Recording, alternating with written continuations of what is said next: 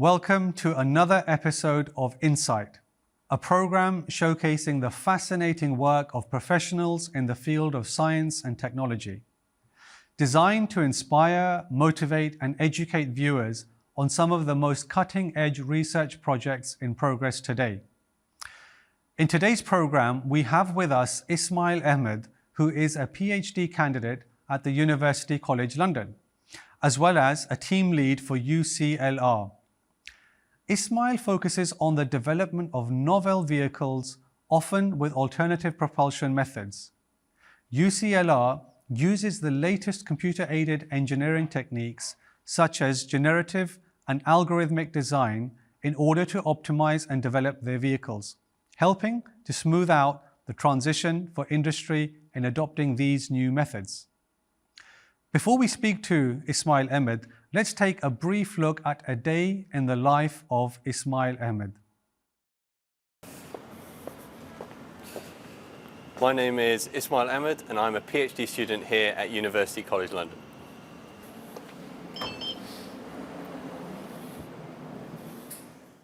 So UCL is based in central London in Bloomsbury, right next to Euston Station. This building, however, is slightly further away. It's based in King's Cross, called the Mech Space, and essentially it's a workshop and a lab for developing all types of new types of technology. Normally, what happens is that the days are very, very varied. So it depends on what project we're working on and essentially what we're doing that day. But for example, if we're getting close to a deadline on producing one of the cars, then often we'll be working on designs for some of the new parts. Or then taking those designs and trying to manufacture them or making sure that they're up to standard using some of the inspection techniques that we have here. Some days as well, we can often be doing some development work on some of the cars. For example, using the simulator that we have downstairs to try and create a virtual representation of the car and see how it would perform if we were to build it in real life. So every day is very, very varied, and it depends on which stage of the project we are at. And that sort of dictates what we're doing for that day. So the first step to designing the actual vehicle is to create all the components for it in virtual. What we have down here is a plate that attaches the actual pedals to the chassis of the vehicle. So that's what we're designing here. So we can then use simulation approaches such as this, which analyzes the stress within that plate as somebody applies the brake. And we can look whether it's going to break or not. And we can go through the analysis that has been generated. So blue areas are areas of low stress on the actual plate, and then red is where we need to have another look and maybe reinforce that area to make sure it doesn't break under load. So we are up here in the machine shop of the Mech Space, and what happens here is we take the part that we've actually designed on the computer to actual manufacture. And I've got Phil here with me, who is part of the technicians here at Mech Space, who can then talk a bit more about the manufacture phase. So this is the part in Fusion on the computer, which we are then generating some G code, which we can then put into the Denford machine, and it will just make the part exactly as it's been designed. We start from a billet of material. And then through various different tools that we've got here, we can then turn it into exactly the same part that's been designed in CAD. So this is a CNC machine, so that is computer numerically controlled. And what it does is it takes a block of metal, and then with specific tools, it basically cuts out the exact shape of the part that we need. So it takes that block of metal to that final part that we can then put on, let's say, a car or a drone, or any one of the devices that we built here. So what we're doing in this stage is essentially laser scanning the part, and what we're trying to do is make sure that the part that was designed in the computer is actually matching the part that's actually been made. So this machine fires a laser onto the part and then measures every point on that part to make sure that it is within the tolerances specified by the engineering team. So this is the assembly bay where all the projects finally come to fruition. Taking the parts that we've machined upstairs, and we're actually assembling them to the actual vehicle itself. So we can see here now that the part that we machined upstairs, we've now assembled and placed into the vehicle downstairs here. So every year Shell runs a competition to see who can design the most fuel efficient vehicle possible. And what we see here is UCL's Hydrogen car. And this is UCL's entry into that competition.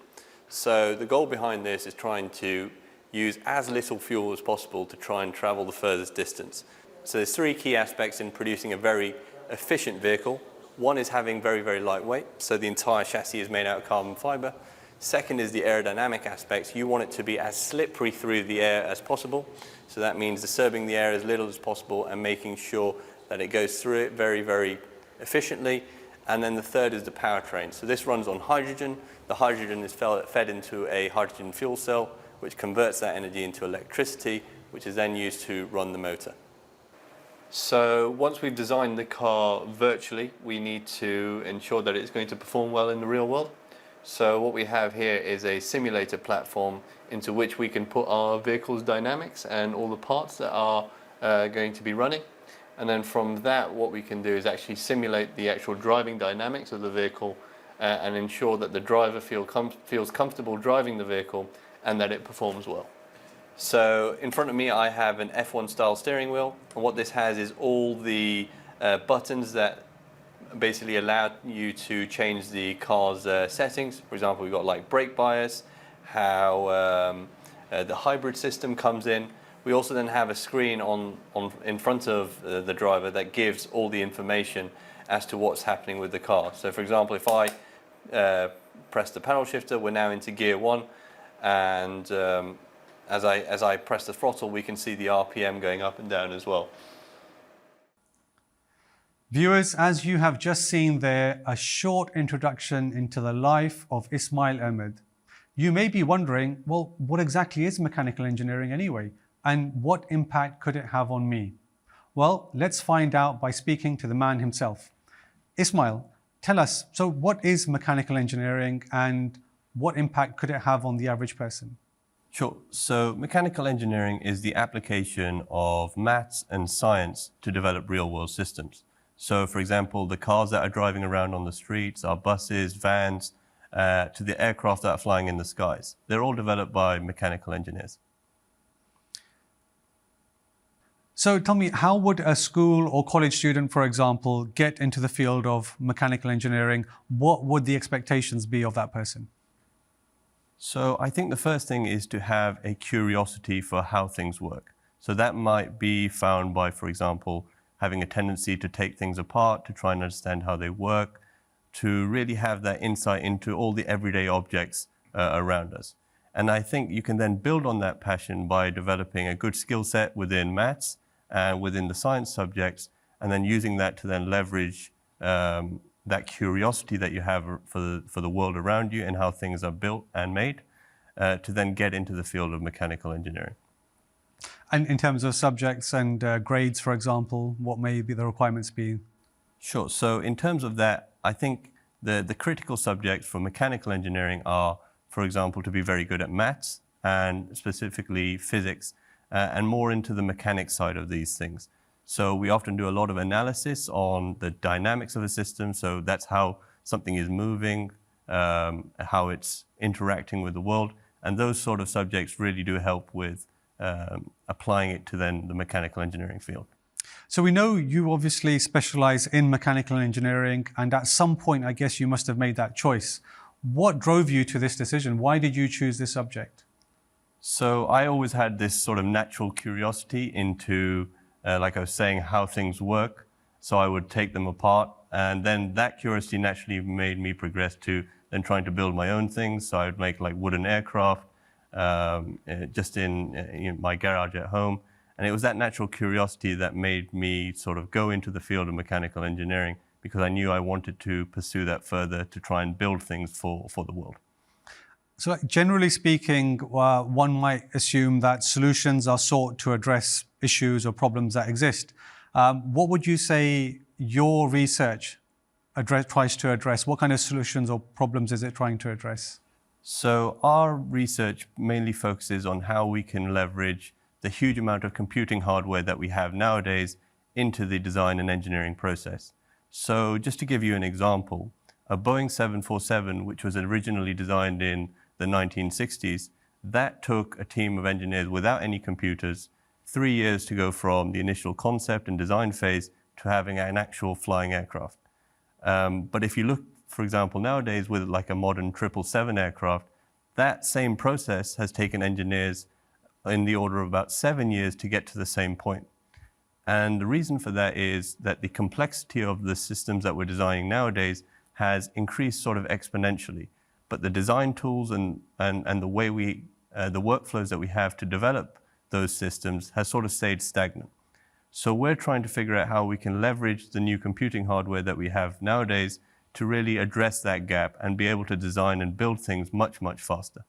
So have you or any of your team members or colleagues experienced any sort of scientific breakthroughs in your research? So we use an algorithm called generative design, and what that essentially does is allows engineers to be able to create, for example, components for a machine automatically using just a computer only. So the previous methods that would happen is that an engineer would have to physically draw out a part in something known as CAD, which is computer-aided design, and then they would analyze that part to see whether it could take the stresses and the loads that that part was going to experience, and then they would iterate on that part. And that is quite a lengthy process. So we've used generative design to basically design a drone frame from scratch in a computer. And what we found is that that algorithm could design a part that was half the weight of what the previously human designed part was. So for the general public, are there any practical applications of this type of research? Are there any benefits to the public?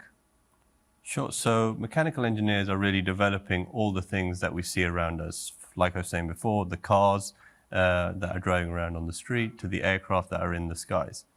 And really any performance benefit that we get in those, for example, that might be an increase in efficiency in your car, which results in more miles per gallon, or less fuel burn in an aircraft.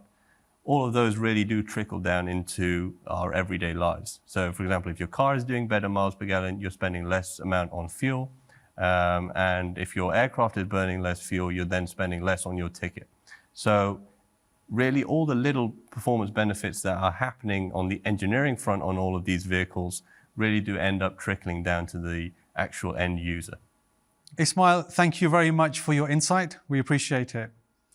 And now we will move on to the next part of the program where Ismail will showcase some of his projects and research. The mechanical engineering industry is rapidly changing, especially with the growing demand to transition to green energy. For example, we can especially see this in the automotive sector as policy changes have banned the sale of diesel and petrol vehicles in the UK from 2030 onwards. We also have new sustainable materials being incorporated into the design cycle, as well as new novel manufacturing methods. All of these changes are here to reduce cost while also producing better systems that are also friendlier to the environment. However, these policy changes and the ever-growing need to tackle climate change means we need to be able to design and build these new systems in a way that is much, much quicker. However, the current way in which we design these complex systems is extremely fragmented and slow. Just to give you an example, a modern-day car can take between 3 and 4 years to design and manufacture, while simpler designs in the past have only taken a single year. And the reason for this is that the complexity of modern-day systems has increased exponentially, but our design tools have not kept up. And we are still using a traditional engineering methodology where initial concepts are produced, and then through the use of a number of different engineering packages, we analyze these concepts and figure out the performance of each manually. However, this is an extremely time-consuming and expensive process to do at scale, and also we often include into the design process what is known as human bias, where engineers often think that what has worked in the past may work again in the future. However, there may be a better way that they simply have not explored and therefore miss out on performance gains. And this, for an industry that needs to improve the efficiency of its vehicles or look for new novel solutions to the problems they are facing, is a very large issue. So what I am working on is how do we address this problem and how do we change the process to allow us to design and build things that are not only better, but designed much faster. And the way we are doing this is by employing new technologies to analyze and engineer these vehicles with the modern day computing hardware that we now have. Instead of engineers having to do this manually, what that means is that we no longer have that human in the iteration process, and therefore the huge amount of time it takes to analyze all of these different designs is no longer there. And what that means in some cases is that we can actually save years from the engineering development cycle, as well as being able to design systems that are much better right from that initial concept phase. So just to give you an example of this, and what we have done so far, is that we have used this process to design a racing drone end-to-end with these new engineering algorithms. The way it works is that we create a virtual world in which we simulate the flight of millions of drone configurations, and each one of these drones acts as a digital twin of what would be produced in real life, and reacts also in exactly the same way as its real counterpart. We then ask the computer to analyze the performance of each of these digital drone twins, and through that understand what parameters need to be changed in order to maximize performance. For example, the system figures out which combination of motor and propeller to use, how big the battery should be, and how the frame should even be configured. Once that process is complete, we then use another engineering process called generative design to then design the drone frame itself. This is a relatively new technology to be used in industry, and what it allows engineers to do is actually create part of that frame geometry that is optimized to the loads that that part is expected to experience. Now this works and is inspired by the way in which our bones actually grow and shrink. For example, inside your body, where the bone experiences a lot of stress, for example, through running or weightlifting, it naturally increases the amount of bone material in that area. And where there is little stress on the bones, they reduce in material. We do the same process to actually artificially grow the drone frame through this generative design process to ensure it is optimized for the loads that are applied to it by the drone's motors. And actually in this specific project, we produce a drone frame that is half the mass of previous human design frames. So through these new algorithms, we have managed to actually design a drone in a matter of minutes, where actual prototyping and testing by the drone racing community has taken a few years to reach the same performance. And this, we feel, is a very significant milestone within engineering and product development, where the majority of the work is carried by computed algorithms, while humans act as the creative force driving the design process, but not in the actual manual calculation of the actual design itself. And where we see this growing is that you can now have much smaller engineering teams being able to do what is normally accomplished by teams of thousands of people, and hence really in essence democratizing the engineering process and leading to better products engineered faster in the future. Ismail, thank you so much for sharing your insight with us into your wonderful world of mechanical engineering and your professional advice. We appreciate that. Thank you. Viewers, as you saw there, scientific research covers a vast array of topic areas and subtopics, each with a plethora of applications to address real-life issues. This now brings us to the end of our program today, and I hope now, like me, you are also a little more enlightened into the wonderful world of mechanical engineering. Do join me next time for another episode of Insight.